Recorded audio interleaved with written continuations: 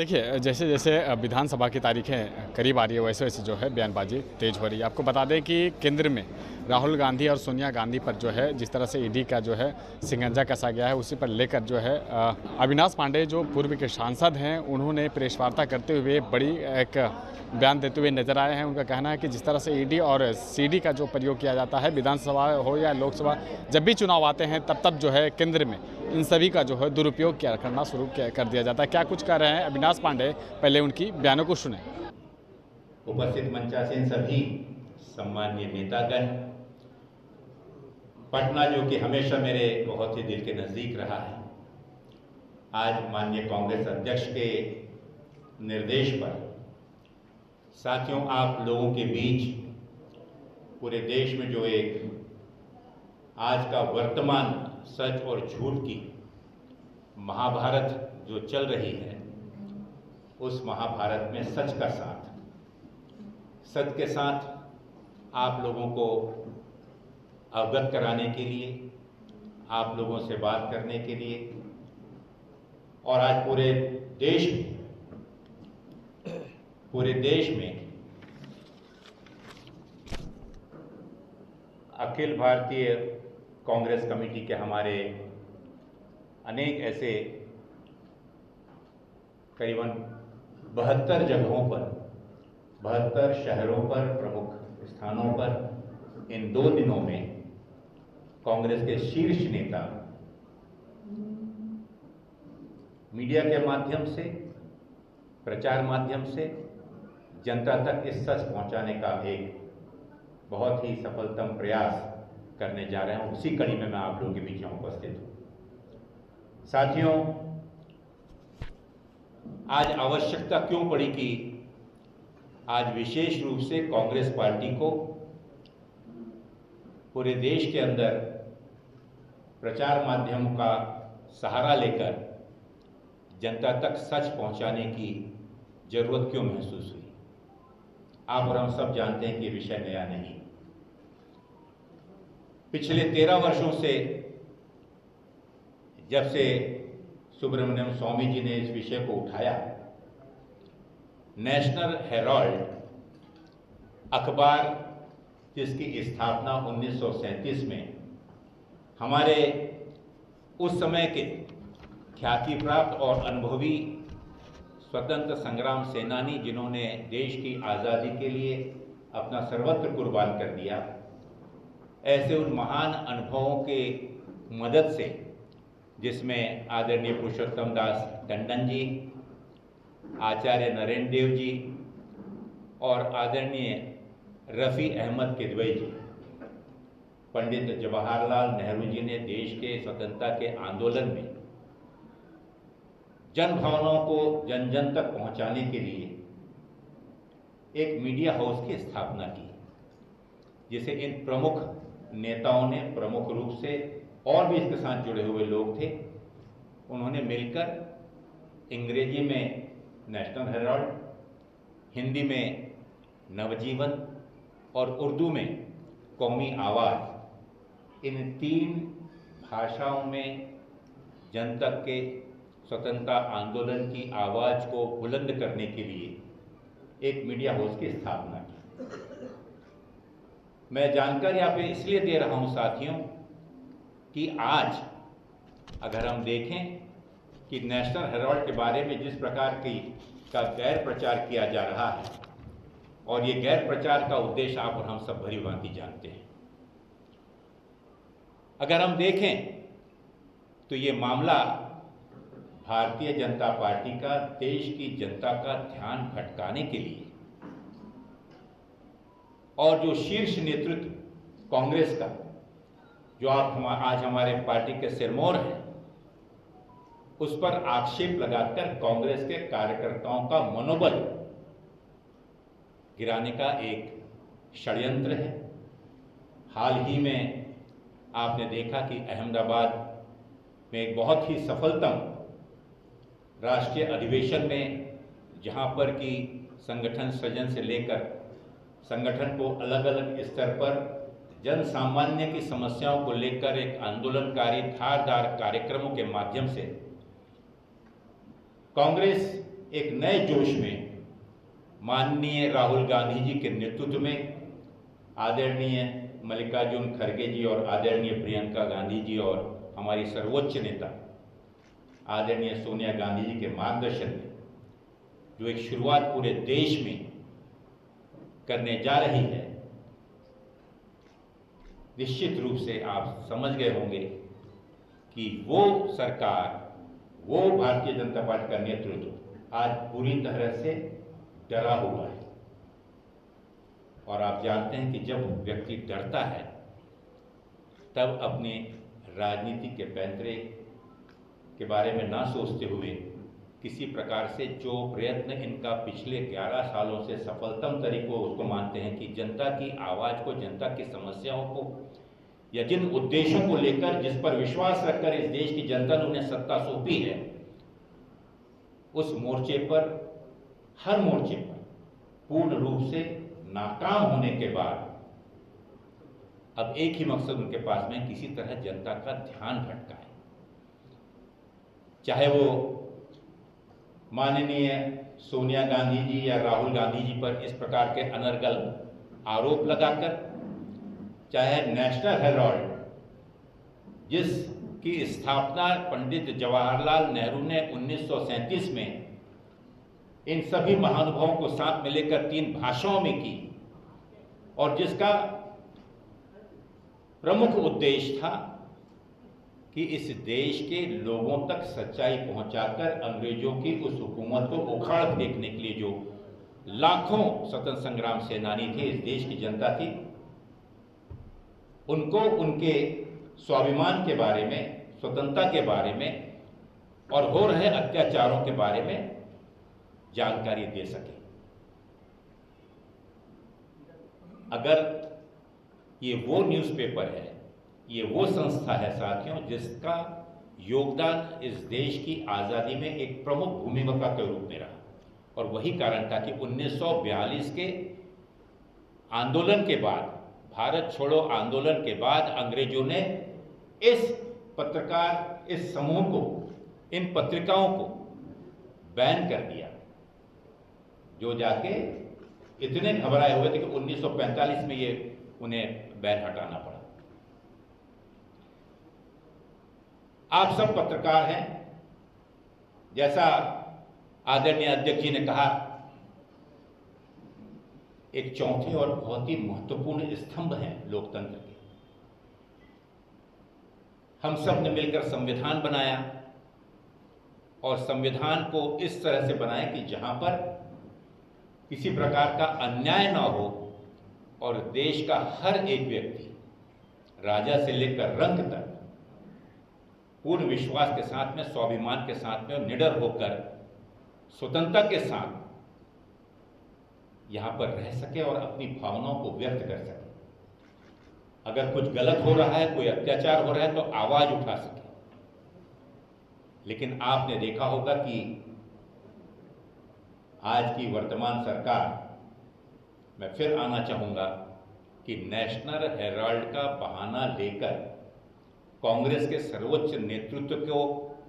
डराने का, धमकाने का और उसके माध्यम से देश की जनता को फिर एक संदेश देने का प्रयत्न कर रही है, जहां पर कि अपने सबसे प्रिय और अपनी पसंदीदा जो उनकी आपराधिक संस्था है, जिसे मैं कहता हूं कि हमारी आपराधिक वसूली मशीन जिसको मैं कह सकता हूं, या दूसरे शब्दों में कहें तो आज खुले रूप से सब लोग जानते हैं कि आज की तारीख में इस देश का प्रवर्तन विभाग ईडी भारतीय जनता पार्टी का, मोदी जी का, अमित शाह का एक इलेक्शन डिपार्टमेंट बन के रह गया है। और इस ईडी का भले ही हम प्रवर्तन मंत्रालय और प्रवर्तन विभाग के नाम से जाने, लेकिन आप देख रहे हैं कि किस प्रकार से खुला नंगा अलोकतांत्रिक कृत्य इस ईडी के माध्यम से किया जा रहा है। जो विपक्ष में हैं उनकी आवाज को दबाने के लिए, जो कल तक के सबसे ज्यादा भ्रष्टाचारी थे उन्हें उसका डर धमकाकर, और जिस समय वो कांग्रेस पार्टी छोड़कर अगर भारतीय जनता पार्टी में आ जाते हैं तो एक वॉशिंग मशीन के रूप में वो पवित्र हो जाते हैं और धन्य करते हैं उस ईडी का जो उन्हें आंख दिखाकर और फिर क्यों उठाकर देखिए वो डाटा। अगर 100% में से पिछले 12 सालों में मात्र 1% ईडी डिपार्टमेंट के केसों का फैसला हुआ है जहां पर कि अपराधियों को सजा मिली। बचे कितने? 99% में से 98% केस वो हैं जिन पर आज तक न निर्णय हुआ, लेकिन जो केसेस जिन पर हुए हैं वो सभी राजनीतिक प्रतिद्वंदी, विपक्ष के नेता या विपक्ष के वो लोग हैं जिन्होंने इस सरकार की असलियत को, इस सरकार को ऐना दिखाने का काम और जनता तक उनके कुकृत्यों को पहुंचाने का कार्य किया हो। और उनका प्रयोग उन 98%, 98% लोगों पर आज भी चल रहा है कि उन लोगों को डरा के, धमका कर, पैसे वसूली कर या किसी प्रकार से आतंकित कर उनको घर पे बैठा दिया जाए। आज आप लोगों के बीच में आया हूं नेशनल हेराल्ड के इस संस्था को, जो कि हमारे इस देश की धरोहर है, जिसकी स्थापना माननीय पंडित जवाहरलाल नेहरू जी ने की, जिसे इस देश के स्वतंत्रता संग्राम सेनानियों ने अपने खून पसीने से सींचा। आज उसके माध्यम से जिसका प्रतिनिधित्व आप कर रहे हैं, एक मीडिया के रूप में सिर्फ मैं आपके साथ में यहाँ बैठा नहीं हूँ, लेकिन कांग्रेस की ओर से माननीय मल्लिकार्जुन खड़गे जी की ओर से, माननीय राहुल गांधी जी की ओर से आपसे कुछ साझा करने के लिए आया हूँ और आपकी मदद चाहता हूँ। क्योंकि मीडिया के आप भी एक महत्वपूर्ण अंग हैं। आज 1937 में जो प्रासंगिक था, आज भले ही वो प्रासंगिक ना हो, लेकिन आज भी हिंदुस्तान और माननीय राहुल गांधी जी, कांग्रेस पार्टी इस देश के दूसरे स्वतंत्रता की लड़ाई में जुटे हुए। कांग्रेस का कार्यकर्ता पूरे देश के अंदर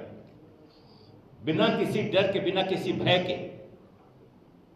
जब माननीय सोनिया जी और राहुल जी के ऊपर में ईडी का हमला हुआ तो किसी एक व्यक्ति के समर्थन में नहीं गए थे साथी। गांधी परिवार आज इस देश की लड़ाई का, इस देश के विपक्ष का, इस देश के सामान्य गरीब का, किसान का, हमारी बहनों का, मातृशक्ति का, बेरोजगार युवकों का, छोटे छोटे दुकानदारों का, छात्रों का, ओबीसी, एससी, एससी, हमारे माइनॉरिटी भाइयों का, आज हर एक के ऊपर हो रहे अत्याचार के विरोध में बिना किसी डर के आवाज उठाने का काम अगर इस देश में वाकई में कोई नेता कर रहा है तो साथियों आप सब इसके गवाह हैं। मोदी की आंख में आंख डालकर, चाहे वो पार्लियामेंट हो, चाहे वो सड़क हो, माननीय राहुल गांधी जी और उनके नेतृत्व में कांग्रेस का एक एक कार्यकर्ता, ऐसे दसों हमले हो जाएं, हम डरने वाले नहीं। साथियों, जिस आवाज को लेकर जब इस देश की जनता ने यह महसूस किया और एक मायूसी का वातावरण पूरे देश में छाया हुआ था, किसान आत्महत्या कर रहे थे, आंदोलन करने वाले 800 से ज्यादा किसानों ने आत्महत्या, उनकी मौतें वहां पर हो गई, शहादत उन्होंने दे दी। उसके बावजूद भी मोदी जी के कानों में जू नहीं रेंगी और उन पर अत्याचार करने के बाद जब देखा कि पूरे देश का माहौल बुरी तरह से विरोध में भड़क रहा है तो उन्हें उन 3 काले कानूनों को वापस ही नहीं लेना पड़ा। लेकिन उस समय भी उनने जो आश्वासन दिया था साथियों, वो खतरा आज भी टला नहीं। कहना मैं ये चाहता हूं कि आपके माध्यम से, मीडिया के माध्यम से, नेशनल हेराल्ड एक ऐसा सिंबल बना हुआ है इस लड़ाई का, जिसमें माननीय सोनिया गांधी जी, राहुल गांधी जी और गांधी परिवार के हर एक सदस्य का, आदरणीय प्रियंका गांधी जी, गांधी परिवार के हर सदस्य में, जो राजनीति में हो या भले ही ना हो, लेकिन प्रत्यक्ष अप्रत्यक्ष रूप से उन्हें आतंकित कर देश के कांग्रेस जनों के बीच में ये संदेश देने का जो असफल प्रयत्न भारतीय जनता पार्टी कर रही है, हम उसका घोर निषेध करते हैं। साथियों, मैं आपसे कहना चाहूंगा कि जो आरोप लगाए हैं, अगर आप देखें तो वाकई में हास्यास्पद है, ये विडंबना है कि आरोप क्या लगाए हुए हैं कि मनी लॉन्ड्रिंग हुआ। मनी लॉन्ड्रिंग में पैसों की आवश्यकता होती है, कैश की आवश्यकता होती है। लॉन्ड्रिंग मतलब उसकी अफरा तफरी, उसे जैसे वो नेताओं की लॉन्ड्रिंग करते हैं। आजकल भारतीय जनता पार्टी ईडी के माध्यम से जितने भी कुकृत्य करने वाले देश के नेता हैं उनको लॉन्ड्रिंग कर वॉशिंग मशीन में धुलाते हैं। यहां पर उनका आरोप है कि मनी लॉन्ड्रिंग हुई। साथियों, मैं आपको बतला दूं कि एजेएल, जो कि 1937-38 में जिसकी स्थापना हुई, जिसके अंतर्गत ये 3 अखबारों का प्रकाशन शुरू हुआ, चलते चलते घाटे के कारण और अखबार नहीं चला पाने के कारण, क्योंकि आर्थिक रूप से कमजोर होने के कारण एक जैसा घाटा चल रहा था। लेकिन हमारी राष्ट्रीय धरोहर होने के नाते और कांग्रेस निश्चित रूप से इस पत्रिका के बारे में पूर्ण रूप से समर्पित होने के कारण कई वर्षों तक 100 से भी ज्यादा छोटे छोटे चेक्स के माध्यम से कर्ज दिया गया। और जब ये एहसास होने लगा कि हमारे वहां पर काम कर रहे कर्मचारी बिजली के बिल, किराया ये जब नहीं दे पा रहे हैं, तो ऐसे अवसर पर कानूनी सलाह के अनुसार देश में और पूरी दुनिया में जिस प्रकार की प्रचलित चलन है, एक धर्मदाय संस्था यंग इंडिया के नाम से एक कंपनी बनाई गई, जिसने 50 लाख रुपए के साथ में जो करीबन 90 करोड़ का 900 करोड़ का जो 90 करोड़ का जो लोन था, उसे ग्रहण कर और इस संस्था को कायम रखकर आगे चलाने का प्रयत्न, मदद, सहयोग ऐसी संस्था के माध्यम से जहां पर ना ही कोई पैसे का लेन देन है, ना कोई पगार है, ना किसी प्रकार की उसका लाभ कोई ले पा रहा है। और ऐसी जगह पे जहां पर वो मनी लॉन्ड्रिंग की बात कर रहे हैं कि जहां पर ना ही संपत्ति किसी प्रकार से नेशनल हेराल्ड की संपत्ति किस तरह से हस्तांतरित हुई, ना ही किसी प्रकार के पैसों का लेन देन हुआ। और जो कानूनन तरीके से, जो कानूनन विद्वान लोगों ने जो एडवाइस किया, उस प्रकार से इस नई कंपनी में 4 प्रमुख शेयर होल्डर बने। उस खरीदा था पतंजलि, उनकी कंपनी है, आप जब जानते हैं, रामदेव बाबा जी को आप जानते हैं। एक शब्द भी कहीं उठा। एक दूसरा उदाहरण बता दो, मोदी सरकार ने वोडाफोन के 36,000 करोड़ रुपए माफ कर दिए। 36,000 करोड़ रुपयों को माफ किया गया, और यहां तक कि उसका स्वामित्व भी हाथों में ले लिया, जो अब 22.6% से बढ़कर अब आज की तारीख में 48.99% हो गया है। क्या यह कानूनी है? जहां पर 36,000 करोड़ रुपए माफ भी कर दिए गए, यहां पर मात्र 90 करोड़ रुपयों के लिए ये शेयरों को, क्योंकि वो संस्था चलती रहे, जो प्रकाशन चल रहा है, आज भी नेशनल हेराल्ड का प्रकाशन चल रहा है, आज भी नवजीवन प्रकाशित हो रहा है, आज भी हमारा कौमी आवाज जो है, आज भी डिजिटल प्लेटफॉर्म पे अपनी उपस्थिति दर्ज किए हुए है। लेकिन 36,000 करोड़ रुपए माफ कर देंगे, वहां पर जू भी नहीं रही। मैं आपको बताना चाहूँगा साथियों कि जो मैंने आपसे कहा कि 1937 में ये शुरुआत हुई और एक चीज़ बता दूं कि सिर्फ लखनऊ की एक जो हमारी फ्री होल्ड प्रॉपर्टी है संस्था की, उसके अलावा लीज होल्ड प्रॉपर्टी जिसमें से 1 इंच भी आप नहीं बेच सकते, ये उसकी बिल्कुल प्राथमिक कंडीशन है, उसका प्राथमिक उसकी अंडरस्टैंडिंग, सबसे पहला उसका नियम है। तो साथियों मैं आपसे ये कहना चाह रहा था कि इन सब बातों के बाद एक चीज गौर करें कि देश में लोकतंत्र को खत्म करने के लिए इस देश के अंदर में एक प्रकार से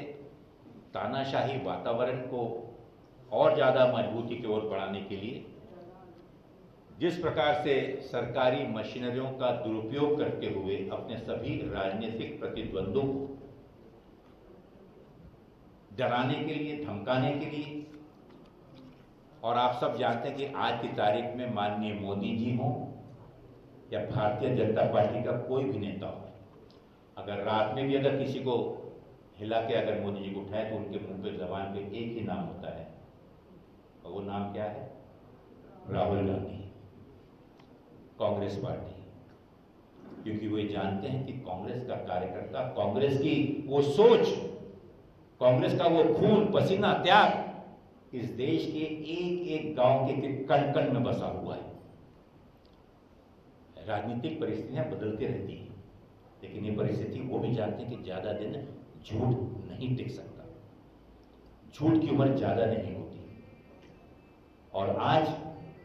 वो देख रहे हैं कि माननीय राहुल गांधी जी एक ऐसा नौजवान, एक ऐसा नवयुवक जिसके ऊपर दसों प्रकार का दबाव तंत्र, आतंक करने का डर, सब प्रकार से कोशिश कर रहे हैं, लेकिन तस से मस ना होते हुए सच्चाई के मार्ग पर जनता की आवाज को लेकर, जनता की भावनाओं को लेकर सिर्फ पार्लियामेंट में बैठकर नहीं, ना ही सिर्फ जन सामान्य जो हमारी रैलियां होती हैं या जन संबोधन होते हैं, लेकिन कन्याकुमारी से कश्मीर तक और मणिपुर से मुंबई तक 10,700 किलोमीटर से भी ज्यादा की यात्रा जो व्यक्ति लाखों कार्यकर्ताओं के साथ जन भावनाओं को साथ में लेते हुए गरीब किसानों को, गरीब महिलाओं को, जिनका उत्पीड़न हुआ, ऐसी बहनों को गले लगाते हुए उन युवकों का एक आशा और उम्मीद की किरण बनकर जो पढ़ा लिखा नौजवान जो आज बेरोजगार घूम रहा है, या उस उत्पीड़ित दलित, आदिवासी और ओबीसी समाज के वो लोग जो आज अपने आप को ठगा महसूस कर रहे हैं, अगर उनकी आशा और उम्मीद बनकर जो व्यक्ति ने अपने आप को एक तपस्या के रूप में आंधी, तूफान, बर्फबारी, बरसात, हर प्रकार के मौसम में बिना रुके जो चलता रहा, निश्चित रूप से इस देश की जनता ने उसे अपने दिल में तो बैठाला है। जहां पर चाहे वो लाडली बहन हो, चाहे किसानों की दुगनी आमदनी हो, या 2 करोड़ रोजगार, युवकों को रोजगार की बात हो, या 15 लाख रुपए बैंक में जमा करने की बात हो, इन बातों को जब इस देश की जनता समझ गई है, तो आज चुनाव की सबसे बड़ी जिम्मेदारी जिस संस्था पर होती है, आज आपने और हमने सबने देखा कि किस प्रकार से चुनाव आयोग को अपना एक दूसरा राजनीतिक टूल बनाकर, अपना एक दूसरा अग्रिम संगठन बनाकर, आपने खुद देखा कि हरियाणा में क्या हुआ, महाराष्ट्र में क्या हुआ, जहां पर खुले रूप से आज भी चुनाव आयोग 60 लाख मतदाता महाराष्ट्र में कहां से आए उसकी जानकारी झूठ बोलता है कि हम ये जानकारी आपको नहीं दे सकते। मतदाताओं की सूची की जानकारी अगर चुनाव आयोग नहीं दे सकता तो साथियों आप जान सकते हैं कि वह उस चुनाव आयोग की क्रेडेंशियल्स, उसकी विश्वसनीयता कितनी हो सकती है। पार्लियामेंट के अंदर चुनाव आयोग में जाकर तो फर्जी वोट, फर्जी चुनाव की मशीनें, वोटर्स की मशीनें, वोटर्स की भावनाओं को अगर इस प्रकार से खिलवाड़ गया और अगर इन संवैधानिक संस्थाओं के ऊपर से अगर लोगों का विश्वास उठ गया साथियों, तो आप समझ सकते हैं कि क्या हो सकता है। मैं आप लोगों का हृदय से आपका आभार व्यक्त करता हूं साथियों। मैं इतना ही कहना चाहूंगा कि कांग्रेस पार्टी का एक एक कार्यकर्ता आखिरी दम तक नेशनल हेराल्ड या हमारे शीर्ष नेतृत्व पर अगर लोगों को गुमराह करने की कोई भी कोशिश माननीय मोदी जी, भारतीय जनता पार्टी या ईडी करती है, तो उसका जवाब भारतीय जनता पार्टी को उन्हीं की भाषा में आने वाले दिनों में हम देखेंगे। तो आपने सुना, एक एक कर वो तमाम बातों को उन्होंने रखा है, मीडिया से लेकर के तमाम चीज़ों को उन्होंने मेंशन किया है। लेकिन सबसे बड़ी बात है कि अब आवाज़ उठाएगा तो इसे जो है उन्हीं के आवाज़ में हम जवाब देंगे। यूँ कहें तो जिस तरह से ईडी के लेकर जो है बयानें जो चल रही थी, ईडी का प्रयोग किया जा रहा था, ईडी का जो है मिसयूज किया गया है सोनिया और राहुल गांधी को बदनाम कर लेकर के, तो हम भी अब डटकर ही मुकाबला करेंगे और इससे जो है पीछा नहीं हटने वाले हैं। अब देखना होगा कि किस तरह से पक्ष के तरफ से जो है बयानें आती है। फिलहाल इस खबर में इतना है, देखते रहिए मीडिया। धन्यवाद।